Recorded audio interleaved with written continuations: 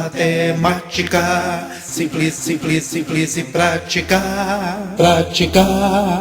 Caro aluno ou aluna aí do 9º ano do ensino fundamental, é com você mesmo que eu estou falando. Nessa videoaula eu mostro o tema proposto aí no PET de uma forma bem simples e ilustrada para que você entenda de fato o tema que é proposto. Não copie somente as respostas, mas entenda como que é feita a atividade, depois possa fazer outras nas provas dos vestibulares e do Enem, certo? PET final avaliativo 9º ano do ensino fundamental. A atividade número 1 diz o seguinte: você já notou que alguns números são muito grandes ou muito pequenos? Para reproduzirmos a quantidade de algarismos desses números, utilizamos múltiplos ou submúltiplos e também podemos utilizar a notação científica, sendo que para isso recorremos às potências de base 10. Observe o problema apresentado abaixo e responda corretamente o que se pede. A usina hidrelétrica de Furnas é uma usina hidrelétrica brasileira localizada no Rio Grande, entre os municípios de São José da Barra e São João Batista do Glória, no estado de Minas Gerais. Possui 8 unidades geradoras com um total instalado de 1.216 megawatts. Sabendo que 1 megawatts equivale a 1 milhão de watts, e que o consumo médio de uma residência mineira é de 121,6 kW por mês. 1 kW é igual a 1 watts, né? Quantas residências essa usina seria capaz de alimentar em um mês? Então, se eu pronunciei errado essas unidades de medida aí, me desculpe, porque eu não sou expert no assunto, mas aqui eu vou fazer uma análise da parte de matemática e uma recomendação minha para você. Na verdade, eu não estou trazendo essa videoaula para que você copie e faça a sua avaliação. O meu objetivo é o seguinte: que você já tenha feito essa avaliação e, nos casos em que ficou dúvida, você recorrer à correção, beleza? Até porque seria antiético da minha parte trazer essa avaliação para você, para que você copiasse. Então, eu te faço essa recomendação. Resolve a sua avaliação, envia, porque não vai ter problema para você caso você não acerte uma ou outra, e volta para entender a fundo cada questão, beleza? Então, vamos lá. E diz que essa usina hidrelétrica de Furnas tem um total instalado de 1.216 megawatts, né? Para facilitar o entendimento, vou transformar isso aqui tudo numa unidade só, que é o watts. Diz aqui que 1 megawatts equivale a 1 milhão de watts, então eu multiplico isso aqui ou por 1 milhão ou por 10 elevado à sexta potência, porque esse 6 é nada mais, nada menos do que a quantidade de zeros que acompanhariam esse 1.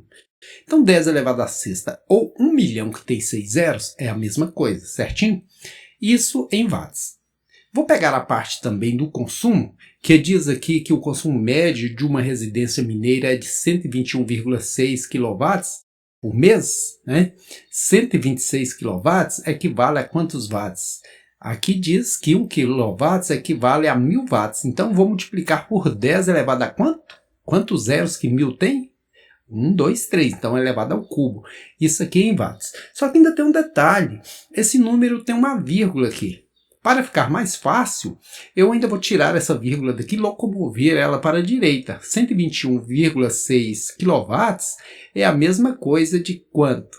Aqui, 1.216 vezes 10 elevado ao quadrado. Por quê? Por que ao quadrado? Porque eu desloquei essa vírgula uma casa para a direita, para ela vir para depois do 6. Aqui eu nem preciso colocar, né? Então, eu diminuí no expoente. Se eu desloco a vírgula uma casa para a direita, eu diminuo o expoente. Se eu desloco para a esquerda, eu aumento o expoente, certinho? Então, o que era 10 elevado a 3 passou a ser 10 elevado ao quadrado. Agora, para eu saber quantas residências essa usina seria capaz de alimentar em um mês, basta eu dividir a quantidade de energia que ela produz, que está aqui, olha, 1.216 vezes 10 à sexta watts, pelo total de consumo de uma família no mês, que é, aqui no caso, 1.216 vezes 10 elevado ao quadrado watts. Dividindo, olha, esse número dividido por ele mesmo, todo número dividido por ele mesmo é quanto? É 1. Agora, divisão de potências de mesma base, eu até tenho uma musiquinha que fixa isso aqui. Veja o que a gente faz. Para se dividir, se resolve facilmente. É só conservar a paz, diminuir os expoentes. Isso, a gente conserva a base e diminui os expoentes, subtrai os expoentes. 6 menos 2, 4. Então 10 elevado à quarta potência. Alternativa correta, letra B. B de bom dia, boa tarde, boa noite, bons estudos. Vamos agora à correção da questão número 2 da avaliação do PET. Um agricultor rural possui um terreno no formato quadrado e, para que ele pudesse movimentar as suas máquinas por todo o terreno, resolveu tirar uma faixa de 4 metros na lateral e no fundo do terreno, conforme mostra a figura a seguir. Porém, ele não se lembrava da medida do comprimento e da medida da largura do seu terreno, mas observou que após a retirada das duas faixas do terreno, a sua área de plantio passou a medir 256 metros quadrados. Sendo assim, de quanto era a medida do comprimento original desse terreno antes de ocorrer essa alteração? Zé Joinha, você acha esse problema difícil ou fácil? Fácil! Sim, ela é muito fácil, né, Zé Joinha? Aqui você tem que usar o raciocínio. Aqui diz que após a retirada das duas faixas do terreno, a sua área de plantio passou a medir 256 metros quadrados. Então, se é uma área quadrada, eu chamo de Y. Esse lado e esse, comprimento e largura. E a área de quadrado é simplesmente lado ao quadrado, ou um lado vezes o outro. Então, y ao quadrado é igual a 256. Radiação anula potenciação. Então, y bonitão, limpinho, isolado, aí é igual a quanto? Quanto que é a raiz de 256? Olha, tem um processo que permite a gente achar facinho, que é a decomposição em fatores primos. Por que primos? Porque a gente só divide isso aqui por números primos. O 2 é um primo. 256 por 2, 128 por 2, 64 por 2, 32 por 2, 16 por 2, 8 por 2, 4 por 2, 2. Agora basta você lembrar o seguinte, nós estamos lidando com raiz quadrada. Então, 2 vezes 2 dá 4, a raiz de 4 é 2. 2 vezes 2 dá 4, a raiz de 4 é 2. 2 vezes 2 dá 4, a raiz de 4 é 2. 2 vezes 2 dá 4, a raiz de 4 é 2. Sendo assim, 2 vezes 2, 4 vezes 2, 8 vezes 2, 16. Ou seja, a raiz quadrada de 256 é 16. Outra forma de achar isso aqui seria fazendo 16 vezes 16, que você verificaria que também dá 256. Então, o y é 16. Mas aqui que é o pulo do gato. Muitos alunos caem nessa pegadinha. A pergunta é a seguinte, sendo assim, de quanto era a medida do comprimento original desse terreno antes de ocorrer essa alteração? Original aqui é a parte X. Quanto que é 16 dessa parte verde, mais 4 desse pedacinho aqui. 16 mais 4, 20. Alternativa correta, letra C. Vamos agora à correção da questão número 3, que diz o seguinte, dada a função f de primeiro grau, definida por f de x igual a 2x menos 1, faça o que se pede. O primeiro pedido é o seguinte, determine a sua raiz, o zero da função. Raiz é o valor de x, lembre-se disso, raiz é o valor de x. Raiz é o valor de x, raiz é o valor de x, raiz é o valor de x, raiz é o valor de x. Então, como que eu determino a raiz, o zero da função? Zero da função é quando o f de x é igual a zero, ou y é igual a zero. Então, o que eu faço aqui? Eu coloco que 2x menos 1 é igual a zero. O f de x é igual a zero. Isolo o x, ele tem que ficar isolado aí por causa da pandemia, vai ficar 1/2.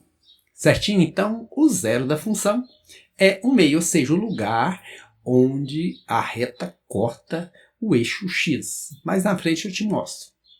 Agora, a letra B diz o seguinte, preencha a tabela abaixo e determine as coordenadas de 5 pontos que pertencem ao gráfico da função f. Siga o exemplo. Então, exemplo. Então, vou seguir. Com menos 1, o que eu faço? Coloco f de menos 1, que é igual a 2 vezes menos 1, menos 1. 2 vezes menos 1 dá menos 2. Com esse menos 1, menos 3. Então, ou f de menos 1 é menos 3, ou o y é menos 3. Mesma coisa. 0. Se eu substituir o x por 0, f de 0 é igual a 2 vezes 0 menos 1. 2 vezes 0 nada. Menos 1 dá quanto? Dá menos 1. Então, o f de 0 é menos 1, ou seja, y aqui nesse caso, quando é f de 0, dá menos 1. Usando 1, f de 1 é igual a 2 vezes 1 menos 1. F de 1 vai ser o quê? 2 vezes 1, 2, tira 1, sobra 1. Né? F de 2 é substituir esse x por 2. 2 vezes 2, 4, menos 1, quanto? 3. Então, esse primeiro par ordenado, menos 1 e 3 negativo, 0 e 1 negativo, 1 e 1, e por último aqui, x é 2 e y é 3. Aqui agora achei os 5 pontos. Agora marque os pontos que foram determinados no item anterior no plano cartesiano ao lado e trace a reta que representa o gráfico da função. Aqui estão os pontos. Olha, esse, menos 2 e menos 5, sempre sem exceção. O primeiro é o x, o segundo é o y. Então sai do menos 2 e chega na onde? No menos 5. Aí na esquina está o ponto. O outro sai do menos 1 e chega no menos 3. Na esquina põe um ponto. O outro sai do 0 e chega no menos 1. Sai do 0 e chega aqui no menos 1. O outro ponto, 1 e 1, sai do 1, sobe até a altura 1. E o último ponto aqui, 2, sai do 2 e sobe até a altura 3 e põe um ponto na esquina. E aí passa a retinha bonitona, certinha, alinhada. Por isso que chama função linear, certinho? A letra D pergunta o seguinte: a função f é crescente ou decrescente? Olha, isso é muito Fácil, extremamente fácil. muito fácil. Está subindo, está crescendo. Por que é crescente? É crescente uma vez que quando o valor de y aumenta, o valor de x também aumenta. Se fosse ao contrário, quanto mais o valor de x aumentasse, o de y diminuísse, seria decrescente. Mas tem uma forma também simples de você descobrir. Olhando para o gráfico, se estiver subindo da esquerda para a direita é crescente, se estiver descendo é decrescente. Olhando para a função, se o x for positivo é crescente, se for negativo é decrescente, aquele primeiro x que aparece lá. E veja o que eu te disse lá, a raiz é o meio. A raiz é o valor de x, onde essa retinha corta o eixo de x. Na metade aqui, ó, em meio, conforme a gente já encontrou. Questão número 4. Dada a função f de segundo grau, definida por f de x igual a x² menos 2x menos 3, faça o que se pede. Determine as suas raízes, os zeros da função. Então, os zeros da função é quando você substitui o f de x por zero. E como achar esses valores? Você pode resolver isso aqui por meio da soma e do produto, você pode fatorar, você pode usar a fórmula do Bhaskara. Eu vou usar aqui a fórmula do Bhaskara, a popular fórmula do Bhaskara, né? A fórmula resolutiva. E aqui nós temos um delta, é uma letra grega que pode ser encontrada fazendo b² menos 4ac. Alguns professores já trazem isso aqui, outros trazem o delta e o fazem separado. Por quê? Porque o delta é que define se a parábola vai cortar o eixo de x em um ponto, em dois pontos, se não vai tocar no eixo de x, certinho? O a dessa função é sempre o coeficiente do x². Como não tem nada aqui é porque é 1x². O b é sempre o coeficiente de x, que é menos 2, e o c é esse número independente, que é menos 3. Agora é só fazer o bolo, encaixar esses valores no lugar das referidas letras. X é igual a menos b. Vou até pôr de vermelho para você. A maioria dos erros que eu vejo nesse tipo de resolução é porque tem um menos lá no b, tem um menos lá na fórmula e o aluno esquece. Então até pus de vermelho, vermelho de alerta, de cuidado.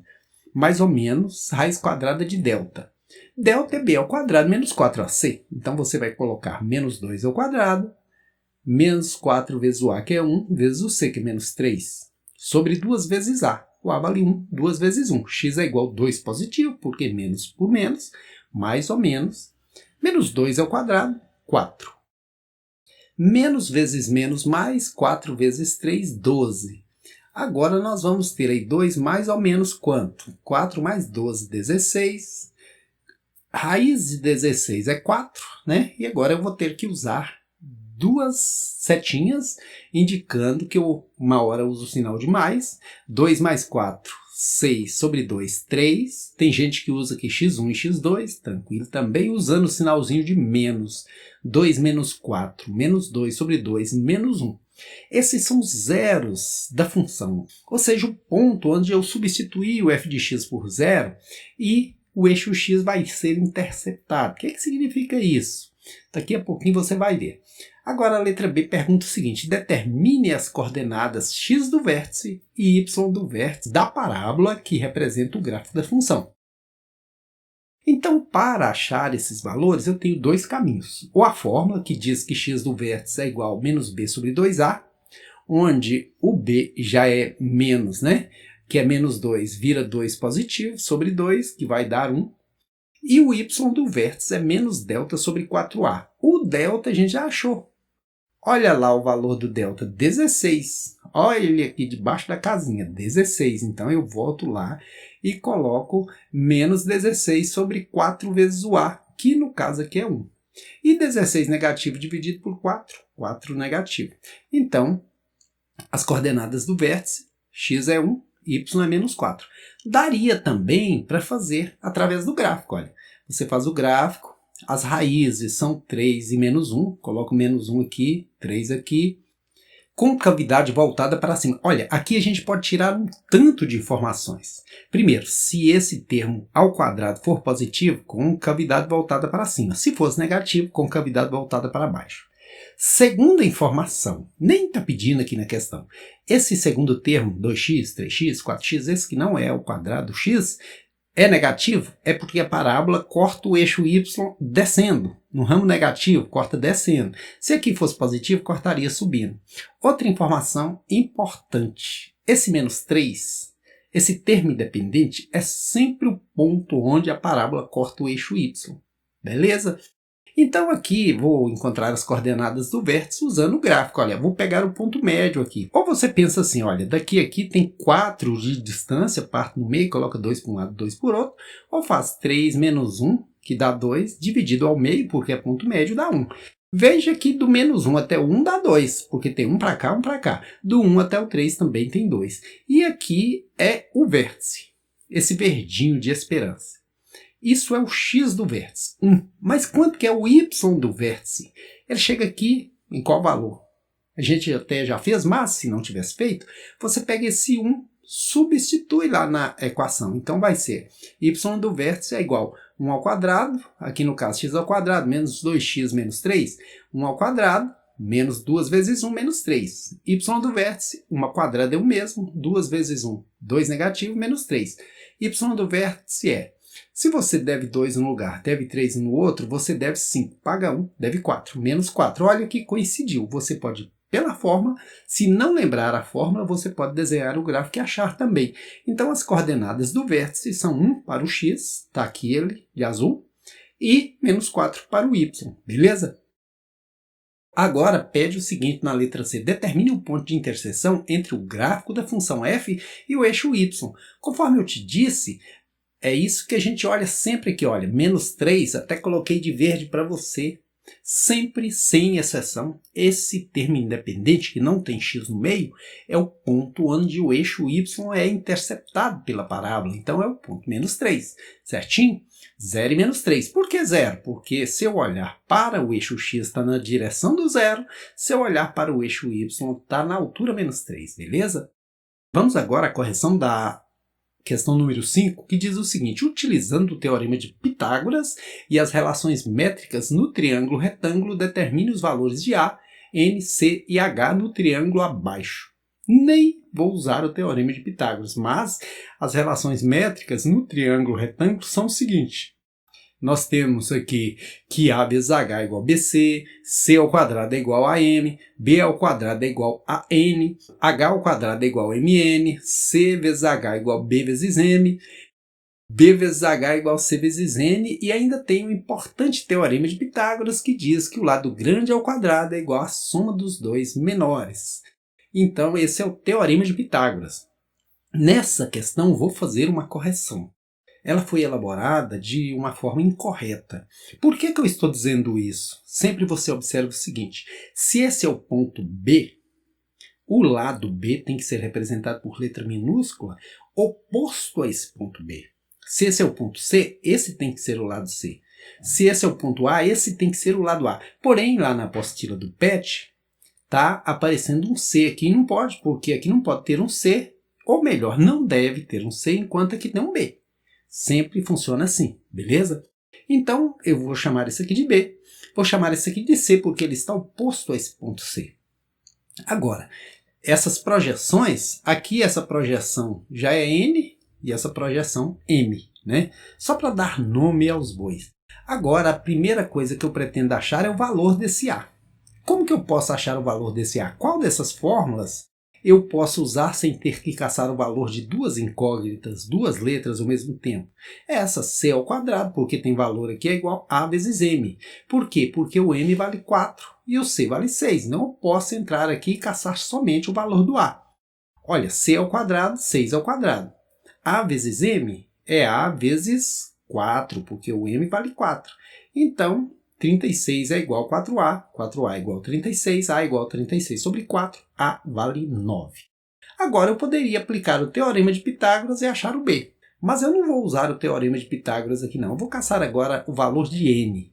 Aqui fica muito simples, nem precisa fórmula. Por quê? Porque o A vale 9, e 9 é o comprimento total. Se daqui para cá tem 4, aqui tem quanto? Aqui tem 5, então o N tem 5. Agora eu vou procurar o B.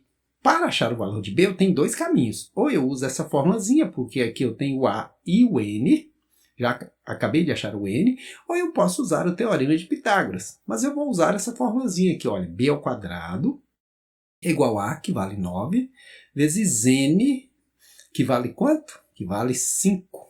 Aqui já está escrito, B ao quadrado é igual a 45. Raiz quadrada da nula potência, B vale quanto?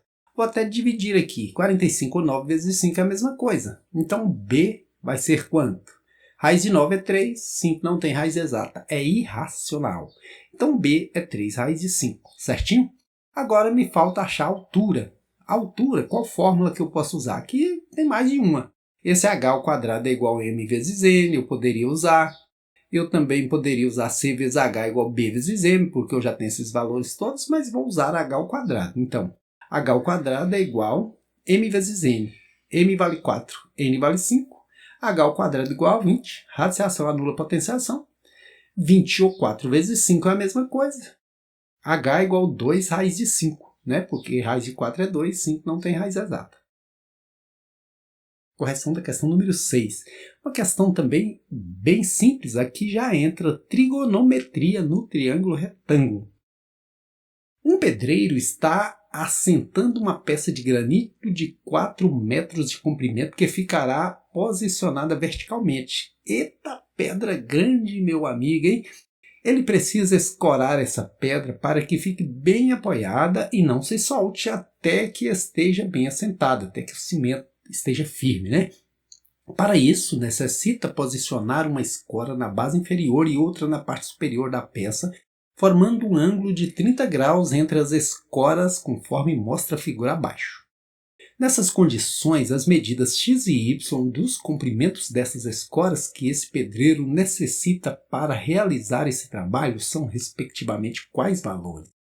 Então, veja, como eu disse, a gente precisa usar aqui as relações trigonométricas. Então, antes da gente começar a perceber qual fórmula vai usar, é preciso saber qual o nome dos lados do triângulo. Eu tenho até uma musiquinha aqui que facilita a gente encontrar. Triângulo, retângulo, quais são os nomes que você usa?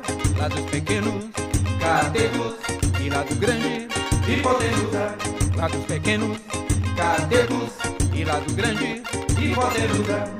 Então, o lado grande, hipotenusa, os pequeninos, os catetinhos. E esse cateto deu o valor dele, diz que é 4 metros. Inclusive, eu acho uma pedra extremamente grande, uma pedra gigante de 4 metros de altura, né? O seno, que é a divisão do cateto oposto pela hipotenusa, seria esse camaradinha 4 pela hipotenusa, que é o x. O cosseno de qualquer ângulo. Por isso que eu não pus 30 aqui, porque essa fórmula vale para todos. De alfa, né? Cateto adjacente quem está pertinho do ângulo, sobre a hipotenusa, que é o lado grande. E por último, a tangente, que é cateto oposto sobre cateto adjacente. Nesse caso aqui, como que chama esse lado maior? Hipotenusa. Então, se eu tenho aqui cateto oposto e hipotenusa, eu vou usar qual dessas formas? Cateto oposto e hipotenusa. Fórmula do seno. Então, seno de 30 graus é igual a cateto oposto, que é o 4, porque está oposto a esse ângulo lá do outro lado, sobre a hipotenusa, que é x. E quanto que é o seno de 30? Como você já viu aí no estudo do PET, 30 é um ângulo notável. Os ângulos que a gente usa mais, 30, 45, 60, é a formulazinha de seno, cosseno e tangente, está aqui. Quanto que é o seno de 30? 1/2. Então, 1/2 vai ser igual a 4 sobre x, que a gente multiplica em cruz, x vale 8. Agora, e y? Quanto que vale? Y é cateto adjacente ao ângulo, está colado no ângulo. Sobre hipotenusa, aqui eu poderia usar seno ou tangente, porque tem cateto oposto, quer cateto adjacente, ou tem hipotenusa e quer cateto adjacente. Mas eu vou usar aqui o cosseno, que diz que o cosseno de 30 é cateto adjacente sobre hipotenusa. O adjacente é y, hipotenusa eu acabei de achar que é 8. E o cosseno de 30 está aqui, olha, raiz de 3 sobre 2, que é igual a y sobre 8, que a gente multiplica em cruz, 2y igual 8 raiz de 3. Partindo isso aí ao meio, y é igual a 4 raiz de 3. Era 2y, partiu ao meio, ficou y só. Era 8, partimos ao meio, ficou 4. Então, y é 4 vezes quanto? Raiz de 3 é aproximadamente 1,73. Aproximadamente. Isso vezes 4. 4 vezes 3, 12, levamos 1. 4 vezes 7, 28 e 1, 29, levamos 2. 4 vezes 1, 4 e 2, 6. Então, 6,92, aproximadamente 6,93, porque aqui tem uma sobrazinha. Então, a alternativa correta é a letra C. Você já poderia ter marcado isso aqui, porque se x vale 8, a única opção aqui, que o x vale 8, é da letra C. Letra C de conto com você na correção das próximas atividades, no canal Matemática Simples e Prática, mesmo que não tenhamos mais PET, que possamos voltar às aulas presenciais, o canal Matemática Simples e Prática estará sempre à sua disposição, sempre trazendo novidade para você.